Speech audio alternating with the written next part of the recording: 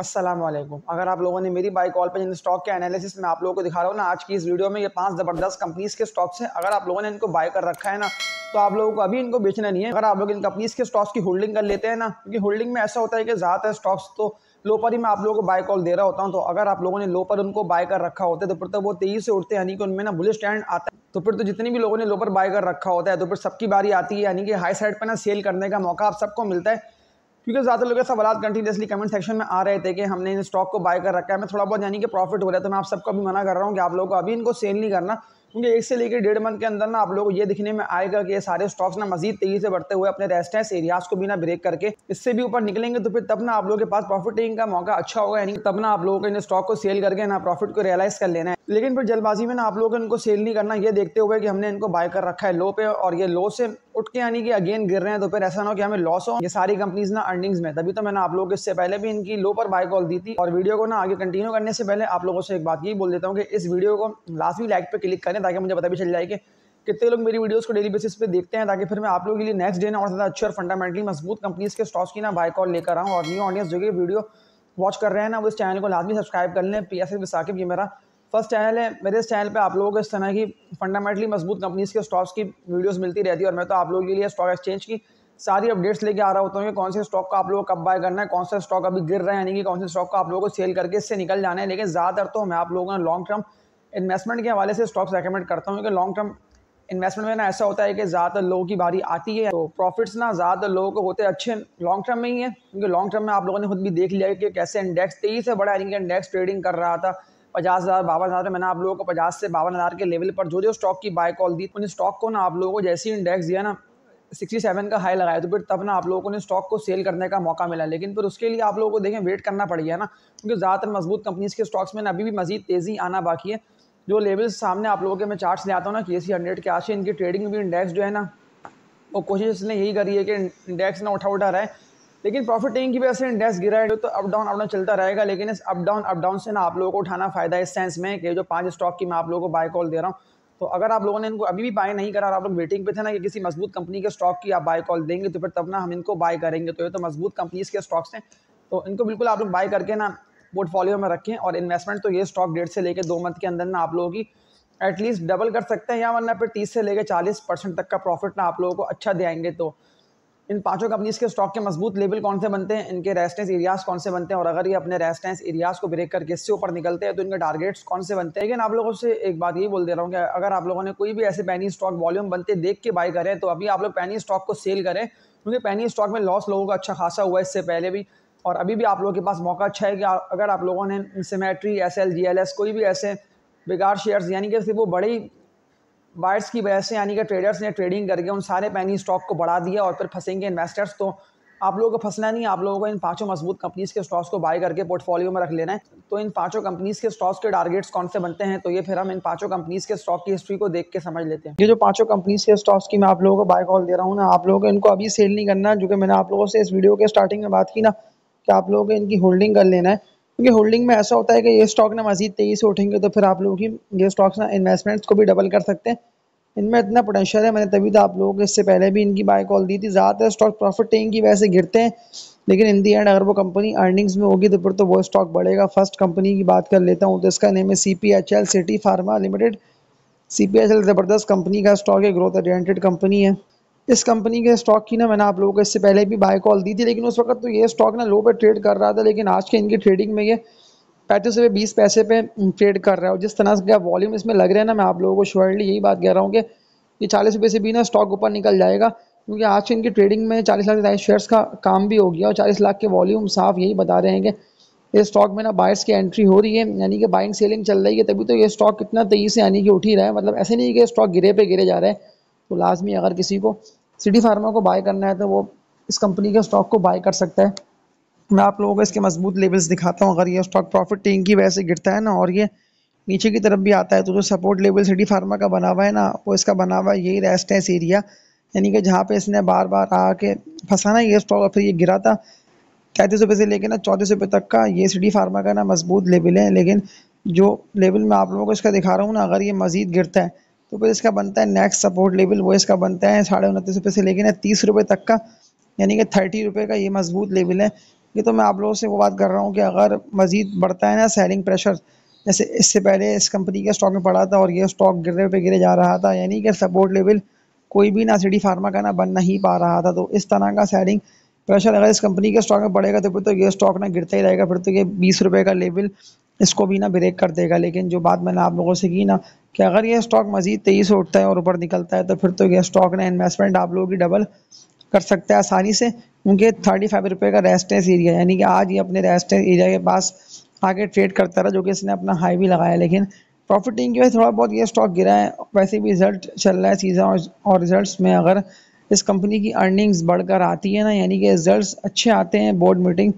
के बाद, तो फिर ये स्टॉक ना आप लोगों को मज़ीद तेज़ी से उठता हुआ दिखाई देगा। यानी कि जो लेवल्स मैंने आप लोगों को दिखा दिए ना, ये लेवल्स इसके बाइंग के बनते हैं, या वरना फिर करंट रेट्स पे जो कि इसका 35 रुपये का रेट है, तो इस 35 रुपये के रेट पर भी ना आप लोग सिटी फार्मा को बाय कर सकते हैं। ये स्टॉक बिल्कुल अगर मज़ीद तेज़ी से उठेगा तो आप लोगों की इन्वेस्टमेंट्स को भी डबल कर जाएगा, क्योंकि जो लेवल मैंने आप लोगों को इससे पहले दिखा के इसकी बाय कॉल दी थी ना, जो कि सिटी फार्मा का बना हुआ था 20-21 रुपये का, तो 20-21 रुपये का लेवल ना सिटी फार्मा का ये मजबूत लेवल था। मैंने आप लोगों को कंटिन्यूसली कहा था ना इसको आप लोग सेल मत करें। लेकिन अब टारगेट्स की बात कर लेता हूँ ना कि अगर ये मज़ीद तेज़ी से उठता है, क्योंकि ज़्यादातर लोगों के सवाल कमेंट सेक्शन में आए हुए थे सिटी फार्मा के हवाले से कि लाजमी इसका बताइएगा हमें इसको बाय करना है सिटी फार्मा को, तो 45 रुपये तक का टारगेट इसका बनता है, यानी कि 45 रुपये के टारगेट्स को हिट कर सकता है। वैसे भी 40s में जैसे ही स्टॉक निकलेगा ना फिर तो मज़ीद तेज़ी से उठता हुआ नहीं है 50-55 रुपये 60 रुपये, यानी कि सारे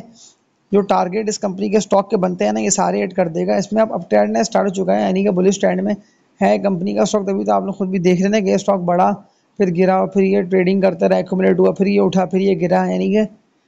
इन दी एंड अभी जिस तरह से स्टॉक बढ़ रहा है ना, तो बढ़ते हुए 45 रुपये के रेट्स को ये फ़ौरन हिट करेगा। तो जो लेवल मैंने आप लोगों को इसका दिखा दिया ना बाइंग का, तो इस रेट्स पे आप लोग इस कंपनी के स्टॉक को ना बाय कर सकते हैं। लेकिन जो सेलिंग का रेट मैंने आप लोगों को दिखाया ना सिटी फार्मा का 45 रुपये तक का, तो 45 रुपये के रेट्स पे लाजमी इसको सेल करिएगा। अब कितने ईयर में ये स्टॉक बढ़ेगा या कितने मंथ में ये स्टॉक बढ़ेगा, तो इस पर बात कर लेते हैं। तो मंथ की बात कर रहा हूँ तो कम से कम 2 से लेकर 3 मंथ के अंदर, यानी कि इस ईयर के एंड तक ना ये स्टॉक 45 रुपये या 45 से ऊपर, यानी कि 50s का जो है ना टारगेट, जो कि मैंने आप लोगों को इससे पहले भी सिटी फार्मा का दिया हुआ था, यानी कि 50 रुपये के टारगेट्स को भी हिट करके इससे भी ऊपर निकलेगा। इसके अलावा एक और मजबूत कंपनी के स्टॉक की बात कर लेता हूँ, तो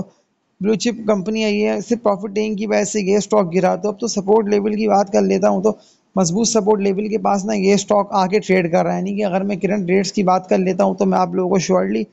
EPCL Engro polymers and chemicals की ना बाय कॉल दे रहा हूँ। तो लाजमी अगर आप लोगों को Engro polymers and chemicals EPCL को बाय करना है तो बाय कर सकते हैं। 35 रुपये के रेट्स पे ये स्टॉक ट्रेडिंग कर रहा है और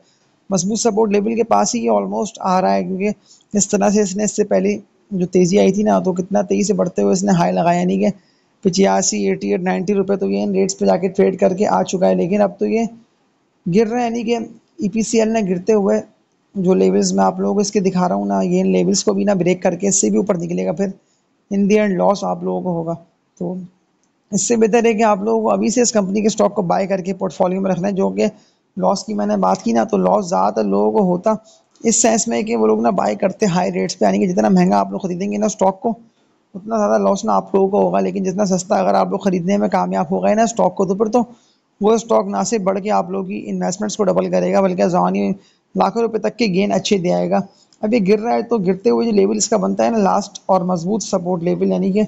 इस सपोर्ट लेवल के पास ये आके ट्रेड कर सकता है, वो इसका बनता है 30 रुपये का, यानी कि 28 रुपये से लेके ना 30 रुपये तक के ना EPCL के मजबूत सपोर्ट लेवल से। लेकिन जो बात मैंने आप लोगों से की ना इससे पहले वाली वीडियो में कि मजबूत कंपनी जो कि अर्निंग्स में होगी ना, वही आप लोगों की इन्वेस्टमेंट्स को भी डबल कर सकती है, यानी कि उसमें इतना पोटेंशियल होगा ना बेसिकली। तभी तो जो मैंने आप लोगों से बात की थी ना कि आप लोगों को मजबूत लेवल्स पे स्टॉक को बाय कर लेना है, तो EPCL भी मैंने आप लोगों के लिए निकाला है। इसके अलावा सिटी फार्मा, दोनों मजबूत कंपनीज के स्टॉक्स तो मैंने आप लोगों के सामने रख दिए हैं। क्या फैसला डिसीजन लेना आप लोगों के, क्या आप लोगों को सिटी फार्मा को बाय करना है या वरना फिर आप लोगों को ना EPCL को बाय करना है। लेकिन ये दोनों स्टॉक ना मजीद तेज़ी से उठेंगे तो फिर तो उठते हुए ज़बरदस्त गेन आप लोगों को देकर जाएंगे। हज़ारों नहीं बल्कि लाखों रुपए तक के ना लोगों ने गेन हासिल करे हैं इन कंपनीज के स्टॉक से। अब इस कंपनी के स्टॉक के टारगेट्स की बात कर लेता हूँ। देखिए जो मैंने आप लोगों को लेवल इसके दिखा दिए है ना EPCL के, वो तो इसके मजबूत बनते हैं सपोर्ट लेवल। अगर ये मजीद गिरता है तो 30 रुपये तक का इसका सपोर्ट लेवल है। अगर EPCL मजीद तेज़ी से उठता है और अपने सारे रेजिस्टेंस एरियाज़ को ब्रेक करके इससे भी ऊपर निकलता है, लेकिन फिलहाल तो इसको रेजिस्टेंस एरिया जो कि इसका 50 रुपये तक का बना हुआ है, 50-52 रुपये के रेजिस्टेंस एरिया को इसको ब्रेक करना लाजमी है। अगर 50-52 रुपये के रेजिस्टेंस एरिया को ये ब्रेक कर देते हैं ना विद वॉल्यूम, जैसे कि वॉल्यूम इसमें लगते हैं 50 लाख, 70 लाख, 80 लाख शेयर्स का काम इस कंपनी के स्टॉक में होता है ईपीसीएल में, तो फिर तो ये मजीद तेजी से बुलिश हो जाएगा। और फिर मुमकिन है कि जो टारगेट की बात मैं आप लोगों से कर रहा हूँ ना, ईपीसीएल के 68 रुपये से लेकर 70 रुपये तक के टारगेट्स को भी ना ईपीसीएल हिट करेगा। इसके अलावा थर्ड मजबूत कंपनी और ग्रोथ ओरिएंटेड कंपनी के स्टॉक की बात कर लेता हूँ, तो ज़्यादातर लोगों ने इस कंपनी के स्टॉक को सेल करा ये समझते हुए कि हमें लॉस होगा। लेकिन मैंने आप लोगों को कभी इस कंपनी के स्टॉक को ना सेल का नहीं बोला कि आप लोग इसको सेल करके निकल जाएं, ना ये बढ़ेगा ना ये उठेगा, आप लोगों ने क्या बेकार शेयर बाय कर रखा है। ज़्यादातर लोगों ने ये वाली बात कही कि बेकार शेयर है, ये तो ना उठेगा नहीं तो ना बढ़ेगा। जब तो मैंने आप लोगों से अपनी पिछली वीडियोज़ में स्टॉक की बाय कॉल दे के बात की थी ना, वो मैंने इसीलिए आप लोगों को स्टॉक की बाय कॉल दी थी ना, कि ज़्यादा लोग मेरी वीडियोस को तो वॉच करते हुए आ रहे, तो उन सबको बताया कि मैं आप लोगों को अपनी हर वीडियो में ना एक ना या 2 या 3 कंपनीज के स्टॉक्स की बाय कॉल दे रहा होता हूँ। तो अब थर्ड मजबूत कंपनी के स्टॉक के एनालिसिस आप लोगों को दिखाते हुए एक बात यही क्या दे रहा हूँ कि ये तो मजबूत कंपनी का स्टॉक है। इससे पहले भी ज़्यादातर लोगों ने इस कंपनी के स्टॉक को बाय करा और फिर उन लोगों को पता चला ही नहीं कि इसको सेल कहाँ पे करना है, लेकिन फिर ये स्टॉक प्रॉफिट टेकिंग की वजह से गिरता रहा, यानी कि अब मजबूत लेवल के पास आ रहा है, तो लाजमी इस लेवल के पास आते इस कंपनी के स्टॉक को आप लोग बाय करिएगा। लेकिन फिर जो बात मैंने आप लोगों से की ना कि आप लोगों को जल्दबाजी में स्टॉक को सेल नहीं करना, क्योंकि ज़्यादा लोगों को पता नहीं होता है कि कौन सा लेवल है सेलिंग का, कौन सा लेवल है बाइंग का। फिर इसने बोला वो शेयर खरीदो, उसने बोला वो शेयर बेचो, तो इसके उसके कहने में ना ज़्यादा लोग इस मार्केट में काम कर रहे हैं। लेकिन अब थर्ड मजबूत कंपनी के स्टॉक की बात कर रहा हूँ, तो डिटेल एनालिसिस में आप लोगों को दिखा रहा हूँ, लेकिन लॉस बिल्कुल भी नहीं होगा आप लोगों को। डॉल डेस्कॉन ऑक्सीकैम लिमिटेड, इतना अच्छा डेस्कॉन ऑक्सीकैम डॉल ने डिविडेंड भी दिया और 21 रुपये के रेट्स पे ये स्टॉक ट्रेड कर रहा है। तभी तो इस तरह के स्टॉक्स की मैंने आप लोगों को बाय कॉल दी थी ना, कि ये स्टॉक सिर्फ गिरते हैं इसलिए कि बायर्स की एंट्री नहीं होती और ये बढ़ते हैं, यानी कि ट्रेडर्स इन कंपनीज के स्टॉक्स में एंटर होके बढ़ाते हैं। लेकिन जो बात मेनली आप लोगों को फोकस करना है ना, वो आप लोगों को इसी पे करना है कि जिस स्टॉक में लगे ना वॉल्यूम, यानी कि कंपनी अर्निंग्स में कंपनी मजबूत है, आप लोग खुद देख के लग रहा है कि ये स्टॉक बढ़ेगा, और अगर उसमें लगते हैं ना वॉल्यूम, तो फिर तो वो स्टॉक जाएगा ऊपर, ये खरीद ले वो बेच देंगे। मेरी कोशिश है ना पूरी पूरी ये होती है कि मैं आप लोगों को अपनी वर्किंग करके ना बेसिकली बाय कॉल दूँ, ना कि मैं आप लोगों को हड़ा उड़ी में या तीर उड़ते मारूं कि आप लोग वो शेयर ले लो ये शेयर बेच दो। क्योंकि इस तरह की बाय कॉल जो भी दे रहे हैं ना, यानी कि अंधाधुन जिसे कह लें, वो फिर तो जितनी भी लोग उसकी बातों में आके स्टॉक को बाय कर रहे हैं, भले वो कोई भी हो, तो फिर तो इन दी एंड लॉस आप सबको होगा, अब वो ट्रेडर्स हो इन्वेस्टर्स हो। लेकिन अगर आप लोग वीडियोस को कम्प्लीटली देखते हैं ना कि इस वीडियो में किन स्टॉक की बाय कॉल आप लोगों को दी जा रही है, आया कि इसको बाय करना है या नहीं करना है, या ऐसा ना हो कि किसी अच्छी कंपनी के स्टॉक की बाय कॉल आप लोगों को दी जा रही हो, तो वीडियो वॉच करने से ये फ़ायदा होता है कि फिर आप लोगों को पता होता है कि मैंने आप लोगों को कौन से लेवल पर ना स्टॉक की बाय कॉल दी हुई है। लेकिन बस जल्दबाजी में और इसको सिर्फ कहने पे ना आप लोगों को ना कोई स्टॉक बाय करना है और ना कोई स्टॉक ना आप लोगों को सेल करना है, क्योंकि जो स्टॉक की मैंने आप लोगों को बाय कॉल दी हुई है ना, तो मैं तो अपनी बात पर कायम हूँ और मैं तो अब तक वही रुका हुआ हूँ कि आप लोगों को कौन से स्टॉक को बाय करना है। लेकिन ट्रेडिंग की बात कर रहा हूँ तो AGL एग्रीडेग लिमिटेड, इस कंपनी के स्टॉक की मैंने आप लोग कल श्योरली बाय कॉल दी है ट्रेडर्स को कि अगर ट्रेडिंग करनी है तो AGL को लाजमी बाय करिएगा। 38 रुपये 84 पैसे पे AGL ने ट्रेड कर रहा है, लेकिन AGL में इतना पोटेंशियल है और ज़बरदस्त ग्रुप से कंपनी का ताल्लुक है, लेकिन सिर्फ और सिर्फ प्रॉफिट टेकिंग की वजह से स्टॉक गिरते भी हैं, और अगर बायर्स की एंट्री होती है तो फिर तो वो स्टॉक मजीद तेज़ी से ऊपर निकलते हैं। यानी कि फिर ज़्यादातर लोग भागते हैं पीछे, महंगा